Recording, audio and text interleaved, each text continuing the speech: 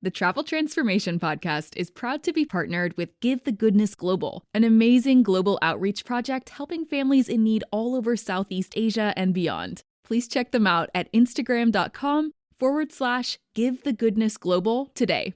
And now on to the podcast episode. Welcome to the Travel Transformation Podcast, the podcast that explores the life-changing potential of solo travel, intentional travel, and location-independent working. Whether you're an aspiring digital nomad or simply want to boost your confidence through epic travel experiences, I'm here to motivate and inspire you to go after all your wildest dreams. I'm Jessica Grace Coleman, author, travel transformation coach, founder of the Travel Transformation Company, and your host for the Travel Transformation Podcast. Travel changed my life. Now let's change yours. You ready? Let's go. Welcome to the Travel Transformation Podcast, the podcast where we talk all things travel and all things transformation. I'm your host, Jessica Grace Coleman, and today is going to be a solo episode.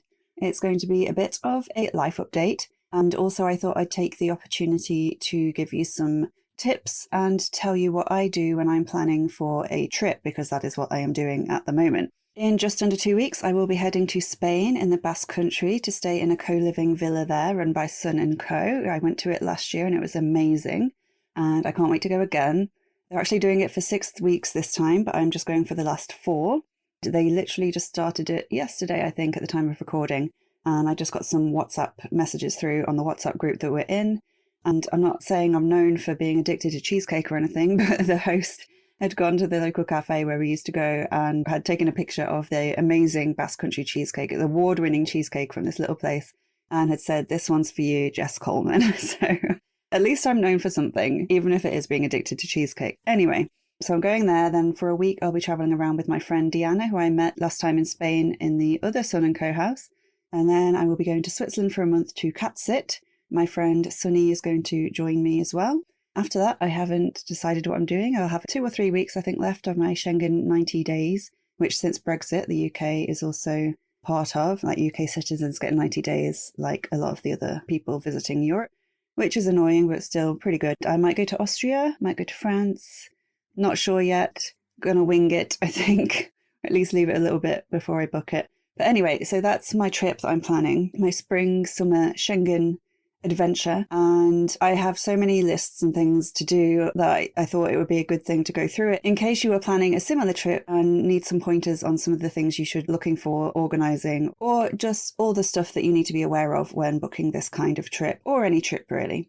Just before we get into that though, I had a thought when I was about to record this episode, because I'm very busy at the moment doing a lot of work, doing a lot of stuff to prepare for my trip. I've got 3 podcast interviews to record next week. I had 2 last week. I knew I needed to get this solo episode done, and I was sort of freaking out and being like, oh, I don't have time for everything, stressing. And then I suddenly thought, wait a minute, just stop. Think about what your past self would think of this, which is something I tell myself a lot when I get stressed or overwhelmed or like I think it's not worth it, although this podcast is absolutely worth it. And I thought, think what your 10-year-old self, say, would think. Imagine going back and telling your 10-year-old self that in the future, in the magical future, everyone in the world, everyone with an internet connection would have the opportunity to pretty much have their own radio show. You wouldn't say podcast because that wasn't a term back then, but they had the opportunity to have their own radio show, and that you too would have your own show that was listened to people all over the world. That would blow my mind. That would get me so excited, because I never wanted to be a DJ or anything, but the thought of having your own show that you could say whatever you wanted and talk to people and interview people, like that just would have seemed absolutely insane to my 10-year-old self. And yeah, this podcast goes out to people all over the world. Full disclosure, I am counting countries when I look in my stats. Even if I've had 1 download from them, I count them because I love knowing that people from all over the world have listened to at least 1 episode. And so far, I think people in 27 countries listen to this. So that is amazing. That would have blown my tiny little 10-year-old mind. It would have blown my 20-year-old mind or my 30-year-old mind, to be honest. So just think, if you're getting really overwhelmed with stuff, or you're planning a new venture or heading out on business and everything just seems too much, just pause and think what your childhood self would think about it, because I think that's a really cool thing to do and really puts things into perspective how far you've come. Anyway, let's get on to the main point of this episode. So, as I said, I'm currently getting ready to head to mainland Europe because I'm currently in the UK, and I'm going to be spending most of my 90 days in the Schengen zone, which, as I said, is a rule we UK folk now have to abide by since Brexit. But again, I really can't complain that we get 90 days because people from so many other countries with weaker passports have to get visas and jump through all kinds of hoops. So I'm very aware that this is an amazing thing I can do, and I do not take it for granted. Anyway, actually, the day this podcast episode is going to come out is the day I'm hopefully flying to Bilbao in northern Spain. I am aware of the strikes in Europe at the moment, though, so I'm holding my fingers crossed, but we will see. So if you're listening to this in the first few hours it comes out, and I do believe some of you do, so thank you very much, it will probably be the exact same time that I am madly packing and running around like a headless chicken, getting everything sorted last minute. And been a lot to prepare, a lot to think about, a lot to organise. So I just record a podcast episode just running through some of the stuff I make sure to look at when I'm planning this kind of trip, especially as a digital nomad. First of all, organisational tools are your friend, or at least they are for me. I'm a big fan of lists. I have all kinds of lists on the Google Keep app on my phone, which I can also access on my computer, which is really useful. But when it comes to trips, I use a program called Trello, which you can download for free, and Google Drive and Google Docs or Sheets if I'm organising a trip with a friend, especially if that friend is on the other side of the world, which is also something I'm doing at the moment with my friend Deanna in Canada, when we're going to be going around Spain for a week. So when I'm in Trello, I basically make a card for each destination I'm going to, and then I make a checklist of all the things I can possibly think of that I need to do before going away. I'm just going to run through these in as much detail as possible without boring you to death, hopefully. But just so you have your own sort of checklist of things to think about when you're going away. I will put any relevant links in the show notes as well. So the first one is booking flights. Useful if you need to get a plane somewhere. So that includes adding passport details to the booking, choosing a seat, window seat or aisle, always a dilemma for me, but I've come to the conclusion that I go for window seats on short-haul flights and aisle seats on long-haul flights, mainly for toilet reasons and accessibility reasons and not getting stuck and needing the toilet. I have the bladder the size of a pea, so this is something I have to think about. If it's a big plane with like 3 rows of seats, I try to go for an end seat on the middle row, as there will be fewer people wanting me to move to get to the toilet. Also, obviously, make sure you figured out how to get to the airport, especially if it's at an ungodly hour. Although these days I try to avoid those kinds of flights, even if they're cheaper, because I just can't deal with the lack of sleep, especially if I'm traveling and working and I need to be able to function. So then I look at how I'm going to get from the airport I arrive at to my destination, whether that's a hotel or a co-living, or if I'm getting a train or something like that. So that involves looking at buses, taxis, trains, or private cars to get from the airport to wherever I'm going. So for this time, for my flight to Spain, I knew that I am arriving at a similar time as last time, and it was around 11 o'clock at night. After going through passport control, getting my bag, and waiting in the taxi queue, it was about midnight. There's a huge line for the taxi. So I thought this time I'm going to book a car ahead. So I booked a private car through booking.com, which is a great way of doing it. You put in your flight details and everything, and they say that they'll wait like 45 minutes or something, and they have your flight details anyway, so they know if you're delayed. You don't have to worry about that. So that means I won't have to stand in line at the taxi rank for an hour at midnight when I was already very tired. And you also get that cool thing of a driver waiting for you with your name on a little card, which makes you feel famous, or at least it does for me. The next thing, obviously, is accommodation. You need somewhere to stay. In Spain, I'm immediately staying at the co-living for a month, so that was sorted a while ago, because it gets sort of booked up quite fast. But I'm flying in a couple of days early. Last time I flew in 1 day early. This time it's 2 days early because I didn't want to get a ridiculously early flight on the day I should have gone. So I booked a hotel in the centre of Bilbao for a couple of nights. I stayed there last time and it was, basic but nice. It was in a really good location, which was the main thing. And everything was done with codes on the door, so I didn't even have to meet anyone to check in, which is always useful. I also make note of the hotels and accommodation I've paid for up front or paid a deposit for, and when the rest of the money will be coming off, either a certain date from my card or when I get to the hotel itself. I like using booking.com, which I used for this hotel booking. I used that to book my hotel and the car because when I booked the hotel, it immediately asked me if I wanted to book a car, so it's just really easy. And with booking.com, you can often choose a hotel room, like a certain rate, where you don't have to pay immediately. You can pay later on. And usually you can cancel quite late without getting charged any fees, which is really good. You can also sign up to their Genius loyalty program. This is on booking.com, and get money off certain stays. Now, I don't use booking.com for everything. I often use Airbnb or maybe go directly to the hotels, but I figured it was worth signing up because it's free. And I am currently Genius level 2.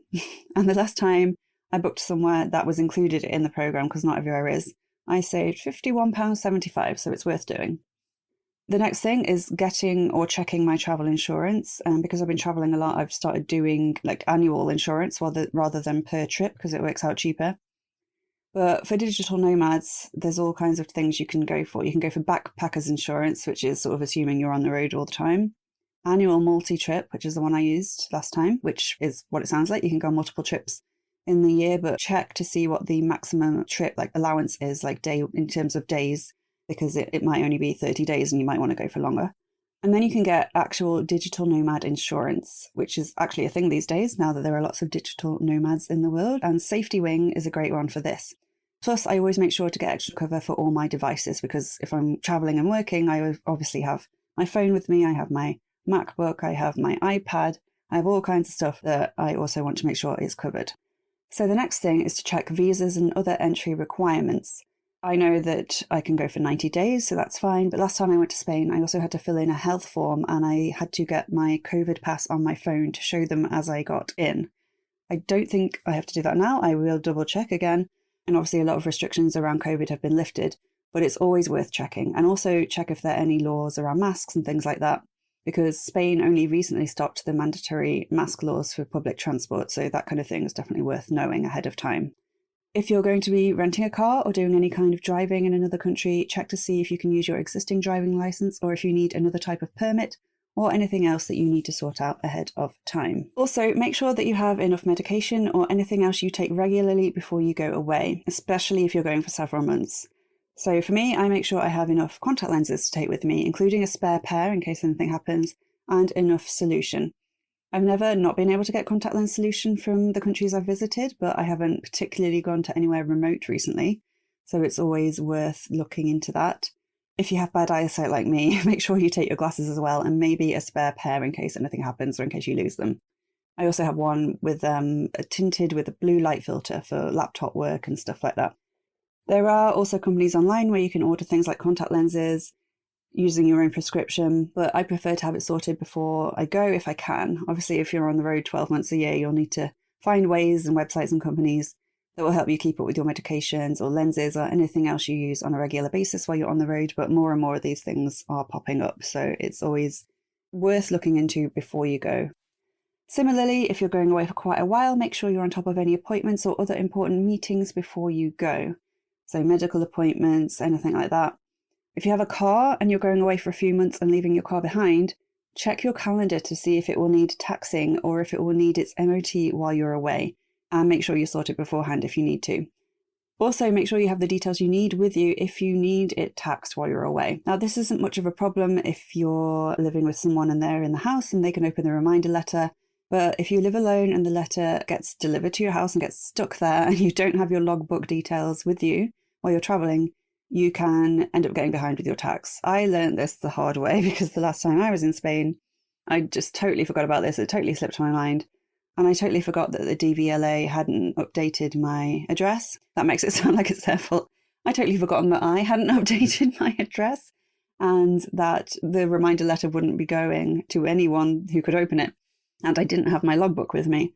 So I had to get my brother, shout out to Dave, to go to my storage unit and search through my suitcases until he found my logbook.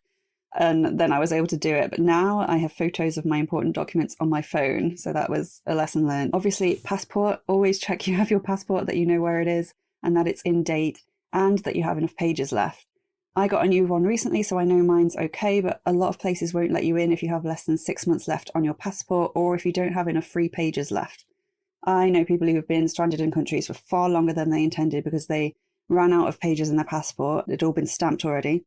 And they had to go to their local embassy and apply for a new one just so they could leave the country. And that can obviously take a while. So just make sure you check beforehand. The next thing is money. Money. Order cash if you need it. Sort out which cards you'll be using.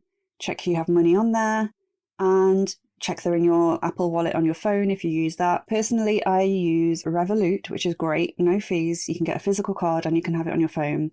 And HSBC, which is one of my banks I use, recently come out with a Global Money card, which is similar to Revolut in that you don't get fees and you can just transfer money onto it whenever you want. So that's really useful. So I make sure I have Revolut, HSBC Global Money, and this time I've got some cash out, some euros to take with me, but I don't always take cash. Like I went to South Africa at the start of the year and I asked my friend Irene before I went there, do I need to get cash? And she said pretty much everyone just uses their card.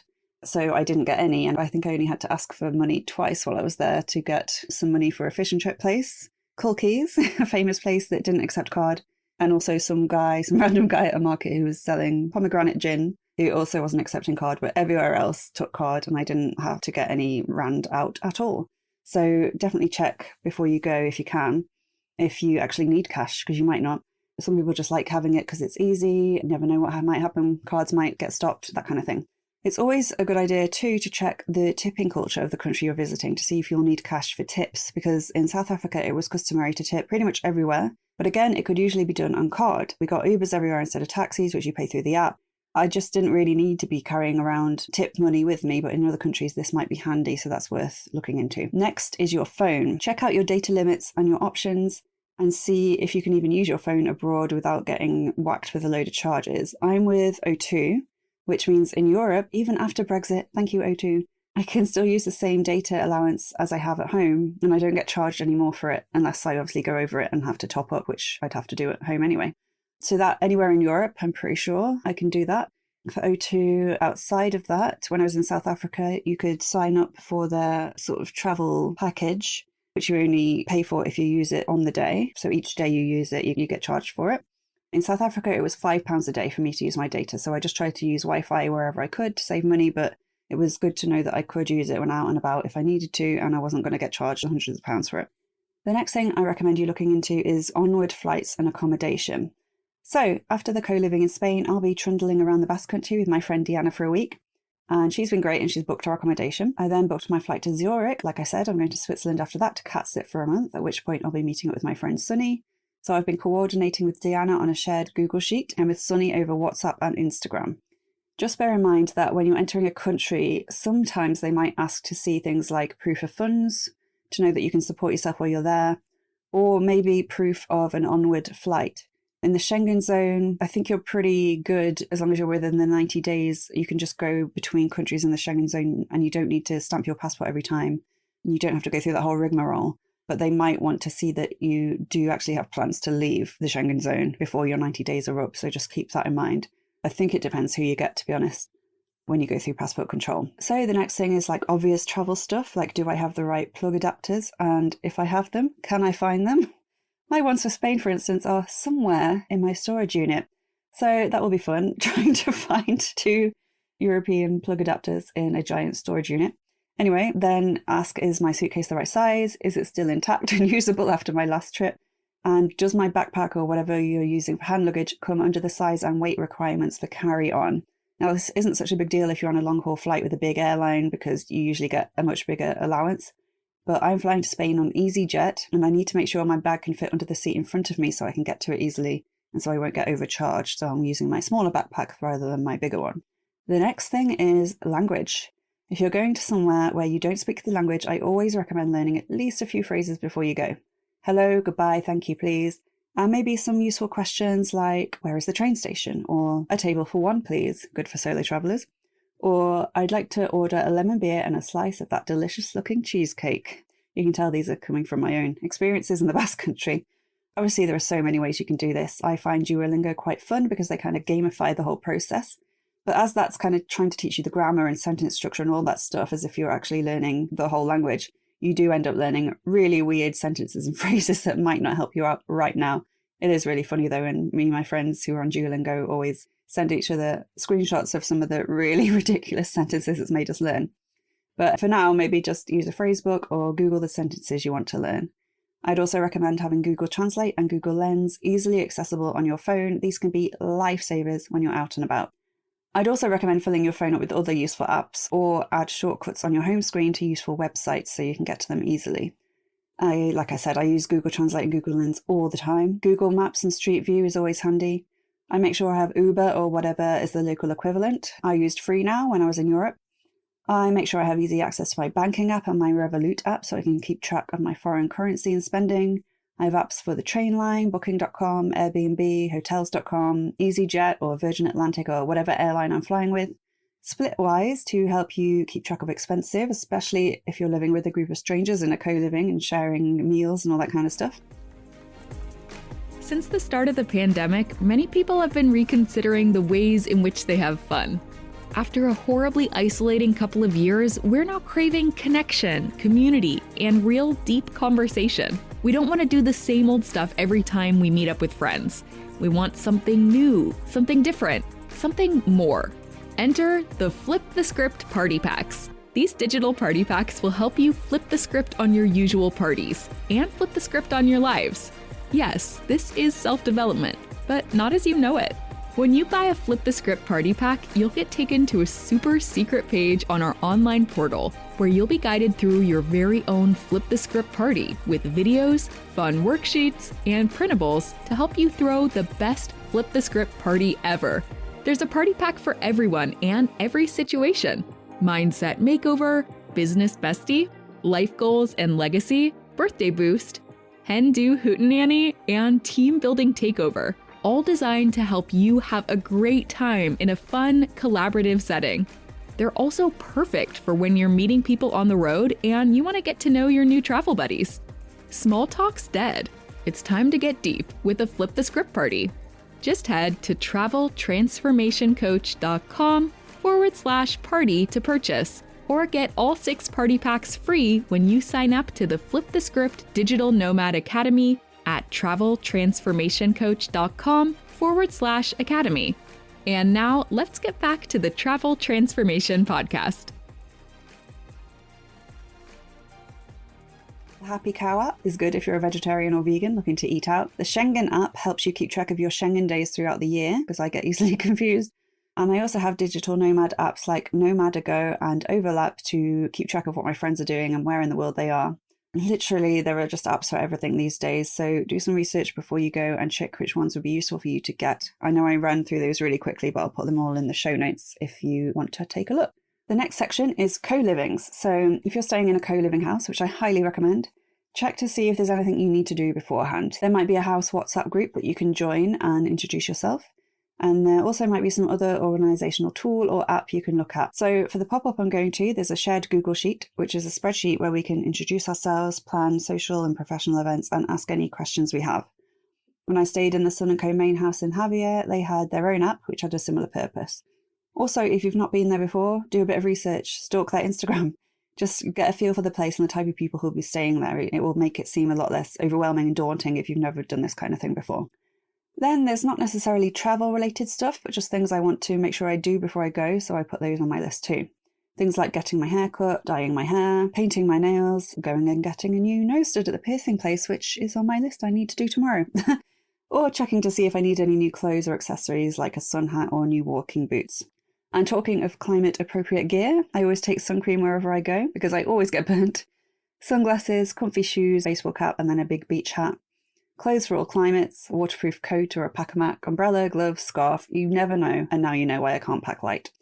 I also make sure I have all the work stuff I need. My laptop, my headphones, my laptop stand, my laptop bag, any chargers, cables and adapters I need, my travel mic for my podcast recording, maybe a notebook. Like I've got one that's full of notes from the online courses I've recently taken, which might come in handy, which I might need when I'm over there. I also make sure I have everything I need to keep me comfortable, especially when it comes to sleep. Because if I don't get enough sleep, I can't concentrate on work. And if I fall behind on work when I'm traveling and I'm also trying to explore and socialize with my housemates and all that kind of fun stuff, it just stresses me out knowing that I'm behind. So that means I take a sleep mask, earplugs, bed socks, a hot water bottle, because I get cold all the time. Last time I took a hot water bottle to Spain, and it's not quite as crazy as it sounds because the weather in northern Spain is sometimes quite similar to the UK, and it was raining and kind of not cold, but, not hot when I got there. So not as crazy as it sounds, but make sure you have what you need to keep yourself comfortable and to help you get the sleep you need. The next thing is banks. Now, this doesn't seem to be as much of a problem these days. because I think the last time I tried to do this, it told me I didn't need to. But I usually log onto my banks. I have 2 different ones, one for my personal stuff, one for my business stuff. And there is a chance I will use my business cards when I'm away if I need to buy something online and that kind of thing. So I let them know that I'm going away, give them the dates, the place I'm going and stuff, so they don't think my cards have been stolen or that anything fraudulent is going on. Right before I fly, I make sure to check in online. It just makes things a lot easier. Although I always travel with a giant suitcase as well as my carry-on, so I have to drop off my luggage and all that good stuff anyway. But when I check in online, I also check the seat situation, especially if I'm going on a long-haul flight. Because generally, as I said, when I book my flight, I will choose my seat. But I will also look again when I'm checking in, because sometimes the seats around the one you've picked will all be full, but there might be another part of the plane, like at the back, that might be relatively empty. So if that's the case, I will change my seat when I check in the hopes of having more space around me. It worked a treat last time on my flight to South Africa because I had a whole row to myself, the dream. So as well as having my flight details on my email and my phone, as well as accommodation details, trains, anything like that, I put everything I can in my Apple Wallet so that I can easily get to it. And I also usually print it as well, just in case, as a backup. I usually print my accommodation details of my ride, maybe my main insurance document, and anything else I think could be useful to have at hand if needed. This can also come in handy at border control if they want to see proof that you've got somewhere to stay or that you've got another flight booked or anything like that. Then the day before I go, I charge everything. My Fitbit, my Kindle, my backup portable phone charger, and this one is very important. I know these days there are quite a lot of charging stations at airports and things like that, but it's so useful to have a backup phone charger, just like a little portable one in case you get stranded somewhere and need to make sure your phone has a full battery. Then there's the fun things. So sometimes I will make a playlist for my trip on Apple Music, or I might make sure I've got some podcast episodes downloaded or some TV shows on Netflix downloaded if I want to listen to or watch something when I don't have the internet, like when I'm in the sky and I don't want to pay for plane internet. I've never done that in my life, and so I have no idea if that even works, if you get decent internet when you're on a plane. Anyway, I make sure I have stuff downloaded beforehand if I get bored and need to listen to stuff. I always also take my Kindle with me, though I usually take a paperback too, because I love reading actual books. Another reason why I can't travel light. As with anything in life, preparation and organisation is key. And I'm saying this before you go on your trip, because once you get there, that's when you can be a little bit more impulsive and let loose a little and fly by the seat of your pants and all that good stuff. And I am actually getting better at this, because beforehand I would plan everything meticulously for an entire trip. And as I said, now I'm going away for 80 or 90 days. And for the last 20 or so of them, I have no clue what I'm doing. Past me will be freaking out. Now I'm just like, it'll get sorted at some point. I think the more you travel, the more you get to the place.